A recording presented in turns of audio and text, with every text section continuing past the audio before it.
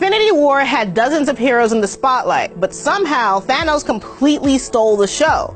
This video is going to contain heavy spoilers because I want to talk about what the movie gets so right about the Mad Titan and how he compares to, and sometimes improves on, his comic book counterpart created by Jim Starlin.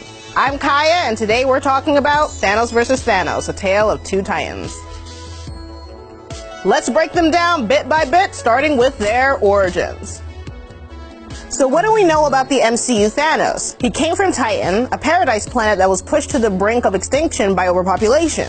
He tried to warn his people, kinda like Jor-El, but unlike Superman's dad, Thanos' plan involved a lot more bloodshed.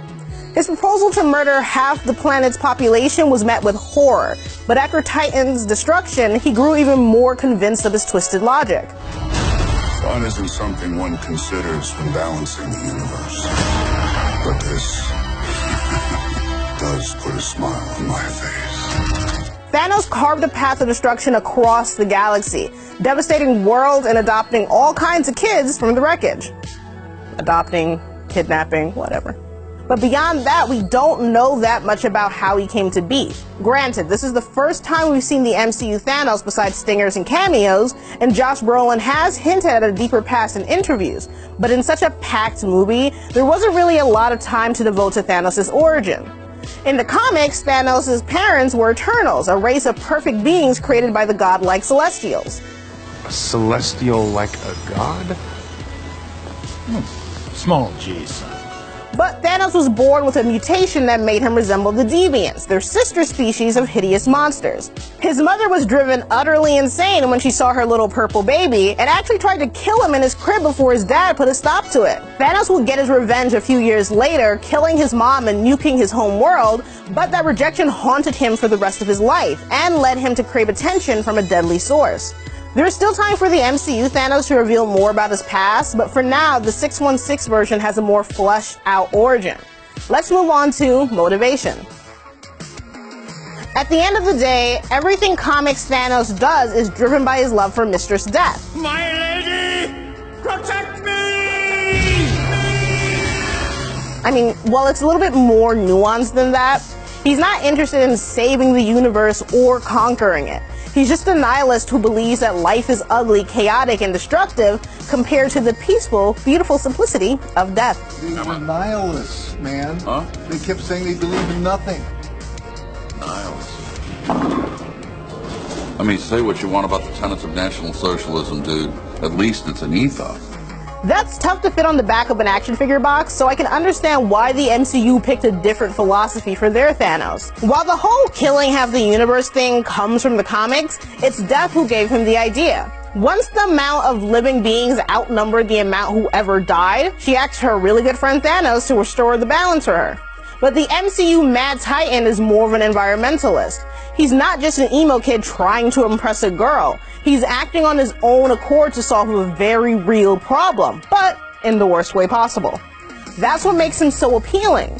The best villains are the ones who genuinely believe they're doing the right thing. Hey, Auntie. Like how Killmonger hates Wakanda for keeping their wealth and power hidden away, while black people around the world suffered for centuries. Or how Ozymandias just wanted to achieve world peace, even if it meant dropping a giant squid monster in New York City. Compare that to Zod, who wanted to terraform Earth to make it more like Krypton, or Steppenwolf, who wanted to terraform Earth to make it more like Apocalypse. They're looking for boxes. Sure. DC shitting his ass. I'm sorry, I just feel like I'm betraying my people. They're betraying you. They did you dirty. You're trying to make, this is my villain origin stories, that DC made so many bad movies that now I'm just a villain against them. That's how it happens, man. Do you feel a sense of confidence that we're not doing something horribly wrong and macabre here? Not really. Thanos has a vision, and he's convinced that snuffing out trillions of lives is the only way to achieve it. That's what makes him so terrifying. Well, that and his unlimited cosmic power. Alright, I'm just gonna come out and say it. Comic Thanos is OP. He's broken Galactus' helmet, shattered Captain America's shield, and survived a full-blown scream from Black Bolt. He's literally defeated the entire universe. Various writers had characters like Kazar, Squirrel Girl, and even the NYPD take him down. But those are almost always retconned as a clone or an illusion or some shit like that. The only thing that can stop Thanos is himself and his own insecurity. Also the friend zone. But other than that, Thanos is kind of Jim Starlin's Marty Stu. Now, MCU Thanos is still a powerhouse.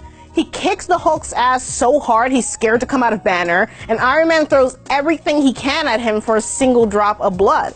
But in the movies, he's very much killable. Gamora thought he was dead from a simple stab wound, and Thor damn near chopped him in half with the Stormbreaker. Granted, Thanos survived, but it could have been a very different story if he had just gone for the head. Now, Thanos can die in the comics too. I mean, at one point, Drax literally punched his heart out of his chest. But the more grounded MCU required a more grounded, vulnerable villain. His slightly lower power level only makes him more human and more relatable. Which brings us to personality. This one is a little more subjective, but I just like Thanos' style in the MCU. He's more subtle, more nuanced, and I can't believe I'm saying this about a giant purple spaceman. He's a little more down to earth. In the comics, he's a badass, no doubt, but he's kind of over the top. Don't get me wrong, I would love to hear Josh Brolin growl out lines like, Tread carefully. You address omnipotence. But in a live-action movie surrounded by real actors, the movie Thanos needed to be a little more restrained. He's calm and strategic, more like an army general rather than a guy who floats around in space ranting to Mephisto about the friend zone.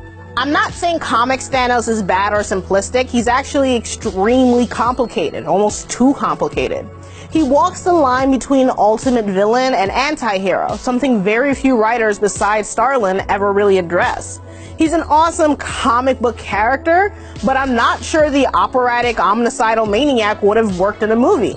He's loud, outrageous, and honestly kind of ridiculous. I mean, his hilarious feud with Deadpool over Lady Death is literally one of the best things in his comic appearances.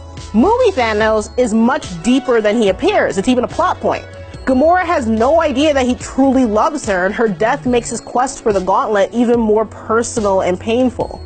He's not a cackling madman or a quippy robot. You know, with the benefit of hindsight, he's just a scary ass dude who says he's gonna do something and does it, even if it means sacrificing possibly the only person he loves in the universe. Look, I love the MCU for not being afraid to embrace the insanity of the comic characters, but that doesn't mean they have to be a carbon copy. The movie Thanos does lose some of the crazy spectacle from the comics, but in exchange we get a believable, almost sympathetic villain who is strong enough to basically carry Infinity War on his big purple back. I personally prefer the movie version, but I can absolutely understand everyone who loves 616 Thanos more. Honestly, do we even have to make a choice? With a few exceptions, the MCU characters are pretty damn faithful to the comics, just streamlined and fleshed out in ways that suit the movie medium and appeal to every kind of audience. At the end of the day, it doesn't matter which Thanos is better. Whether you're a die-hard comics fan or someone who was introduced to Marvel through the movies, the MCU has made true believers of us all.